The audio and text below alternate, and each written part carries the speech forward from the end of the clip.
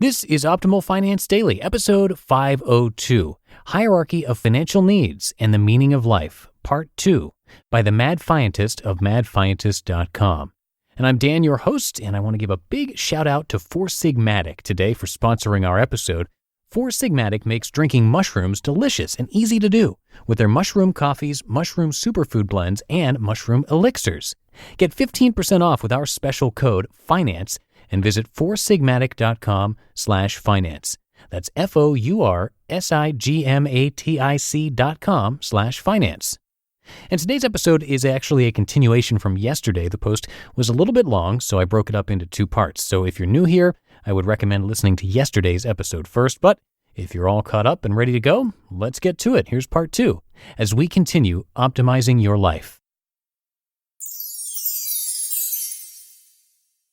Hierarchy of Financial Needs and the Meaning of Life, Part 2, by the Mad Fientist of madfientist.com.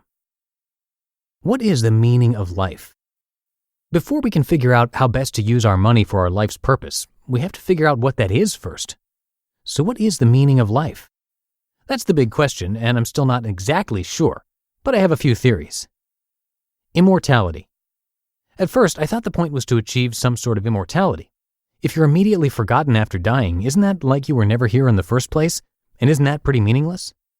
To achieve immortality, or at least lengthen your impact on the world, I thought there were a few options. Having kids. Having kids seems to be the default option. Of course, your kids are going to remember you, and then you have the added bonus of passing on some of your DNA to future generations. Kids don't guarantee immortality, though. Do you know anything about your great-great-great-great-grandmother? No, me either. Doing something to be remembered. What if you instead do something memorable? Einstein has been dead for over 60 years, but he still lives on due to the things he accomplished when he was alive. I thought this was the answer for a long time because it seemed like the best way to achieve something close to immortality. But even that plan isn't great either. Memories fade, civilizations die out, planets are consumed by their suns. Does it really matter being remembered for slightly longer than the average person? Probably not. When you realize how insignificant we are in the universe and how short our species has actually existed, can one little human actually make a noticeable dent in the grand scheme of things anyway? Ignorance is bliss. So if immortality isn't the point, what is? I'm not sure, but I know one thing. These are very heavy things to think about. I hate to admit this, but at times during the past year, I've actually been jealous of people still in the daily grind because they're too busy and preoccupied with normal life to think about stuff like this. Every time I think that, though, I remind myself that it's actually an incredible privilege to face these big questions while I still have so many years, hopefully, to make adjustments and change course if necessary. Because I think everyone faces these questions eventually, but unfortunately many people face them on their deathbeds when they're out of time and options. There is no point.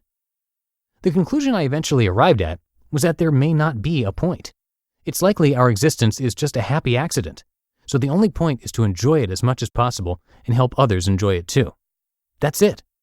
If I was religious, maybe I'd think there's a higher purpose or more to come after this life on Earth, but I'm not, so I don't. At first, this conclusion may seem sad or anticlimactic, but it's actually very freeing.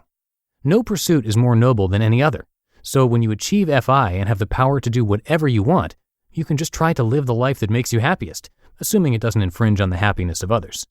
Any external pressures that have influenced your life in the past can all be ignored because no lifestyle is better than any other. So just live the life you want to live. What life do you want to live? Figuring out what that life is, though, is also very tricky. Just like people don't know what makes them happier, they also don't know what they want out of their lives. For example, I thought I wanted to travel all the time after leaving my job, but I tried it for a bit and realized that long-term travel isn't as fulfilling as I expected. What I've now realized is that the reason traveling didn't make me happier is because it didn't align with my own personal purpose. So what's your purpose? How do you figure out your purpose? My buddy J.D. Roth from Get Rich Slowly and Money Boss suggests you try to craft a personal mission statement. Can you boil down what you want your life to be in just one sentence? After a lot of thought, I was able to come up with a sentence, and here it is. I want to learn and improve my skills so that I can create things that have a positive impact on my life and as many other people's lives as possible. Looking back at my past and reflecting on some of the best and most rewarding things I've done, they all seem to fit that one sentence. This is why traveling wasn't as fun and fulfilling as I thought it would be. Sure, I had a great time experiencing new cultures, eating new food, seeing interesting sights, but I wasn't improving my skills, besides maybe my travel hacking skills. I wasn't really creating anything either, and I wasn't doing anything that positively impacted a lot of other people. The Mad Fientist, on the other hand, does tick all those boxes, and that's why I still work so hard on it and get so much pleasure from it 6 years after I started it. I'm constantly trying to improve my writing, interview skills, etc. I frequently create new articles and podcast episodes and web applications, and all those things hopefully help millions of other people improve the quality of their lives. Asking why. If the personal mission statement approach doesn't work for you, another way to figure out your purpose is to identify something you've done in the past that was particularly fulfilling, and then ask yourself why it was fulfilling, and then keep asking yourself, why is that fulfilling, until you can't answer the question anymore. Thanks to Vicky Robin for sharing this tactic with me when we were together in England last year. Here's how it works.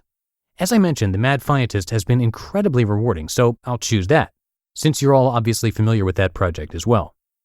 Why has the Mad Fientist been fulfilling? Because it's allowed me to develop my writing skills, interview skills, and programming skills while helping myself and thousands of others reach financial independence sooner. Why is that fulfilling? Because it's allowed me to learn new things, improve my skills, and help myself and others start living lives that are more enjoyable and purposeful. Why is that fulfilling? Because it's allowed me to learn new things and improve my skills, while also making my life and the lives of many other people better. There it is. Asking why eventually got me to that mission statement I mentioned above. Future projects. Once you have defined a purpose, you can judge future plans against that purpose and figure out if what you plan to do has a high probability of improving your life or not. I've actually been working for the past year on a secret project that I'll share with you soon, and luckily it fits my purpose, so that's why I know it's worth the effort and will likely be more rewarding than simply doing something fun, like traveling around the world. Moving to the next level.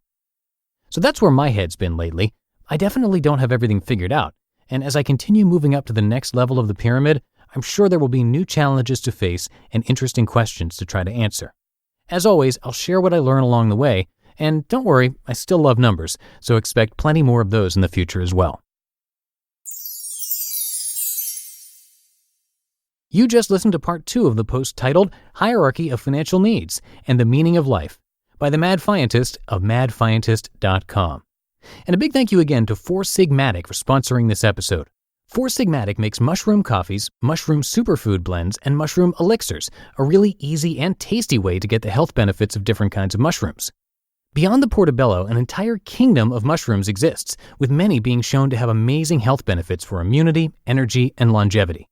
They have different mushroom drinks for different benefits, and not only coffee but hot cacao as well, and what they call mushroom elixirs, which don't have any caffeine. All you have to do is add water. Takes just a minute, but you can also use their recipes and mix it with honey and other ingredients if you want to. And we've got a special deal for you. You can get 15% off your order by using our code FINANCE.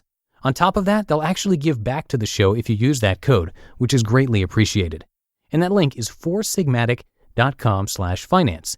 That's foursigmatic.com/finance, or use the code FINANCE, and we thank them for sponsoring this podcast.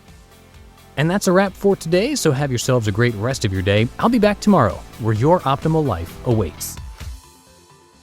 Hello, Life Optimizer. This is Justin Malik, creator and producer of this podcast, but also Optimal Living Daily, the show where I read to you from even more blogs covering finance, productivity, minimalism, personal development, and more, from incredible bloggers like Derek Sivers, Zen Habits, Mark and Angel, The Minimalists, and all the ones you hear on this show too.